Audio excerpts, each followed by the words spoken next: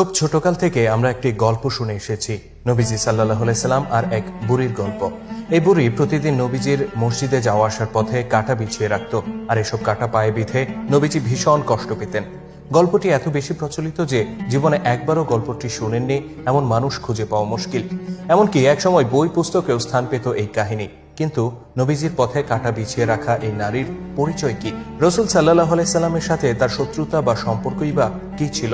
এসব বিষয় নিয়ে আলোচনা থাকবে আমাদের আজকের ভিডিওতে। তাছাড়া এই ভিডিওতে আমরা এমন কিছু তথ্য তুলে ধরব যা অনেকেই এড়িয়ে যেতে চান, কিন্তু আমরা মনে করি যা সত্য তাকে এড়িয়ে না গিয়ে বরং সেটা তুলে ধরাই ইসলামের আসল শিক্ষা। শ্রোতা দর্শক, রাসূল সাল্লাল্লাহু আলাইহি সাল্লাম ও বুড়ির গল্পের পেছনে লুকোনো এমন কিছু তথ্য আমরা তুলে ধরব যা আপনি আগে কখনো শুনেননি। বিস্তারিত জানতে শেষ পর্যন্ত থাকুন আমাদের সাথেই।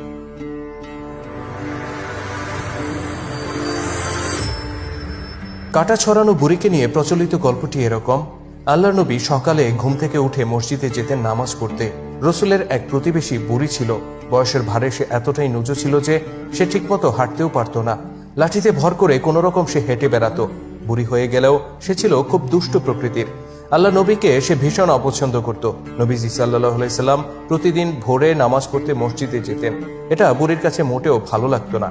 সে রাতের অন্ধকারে মসজিদে যাওয়া আসার পথে বড়ই গাছের কাঁটা বিছিয়ে রাখত। নবীজি সাল্লাল্লাহু আলাইহি সাল্লাম যখন সেই রাস্তা দিয়ে মসজিদে যেতেন তার পায়ে কাঁটা বিঁধে যেত আর তিনি খুব কষ্ট পেতেন। দূর থেকে এই দৃশ্য দেখে বুড়ি খিলখিল করে হেসে উঠত। মনে হতো তার উপর যেন শয়তান ভর করেছে। আর এভাবে প্রতিদিন সে নবীজিকে কষ্ট দিত আর নিজের অপবিত্র আত্মাকে প্রশান্ত করত। তো এটা ছিল ওই বুড়ির রোজকার অভ্যাস। তাই প্রতিদিনই নবীজিকে কাটার ব্যাপারে সতর্ক থাকতে হতো। হঠাৎ একদিন নবীজি লক্ষ্য করলেন ওই পথে কোনো কাঁটা বিছানো নেই।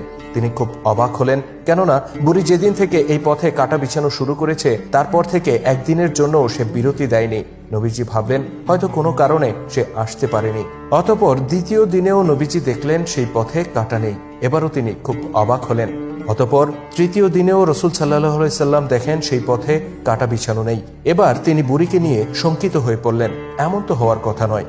তাকে রোজ রোজ কষ্ট না দিলে যে বুড়ির পেটের খাবার হজম হয় না, সে আজ 3 দিন ধরে রাস্তায় কাঁটা দিচ্ছে না।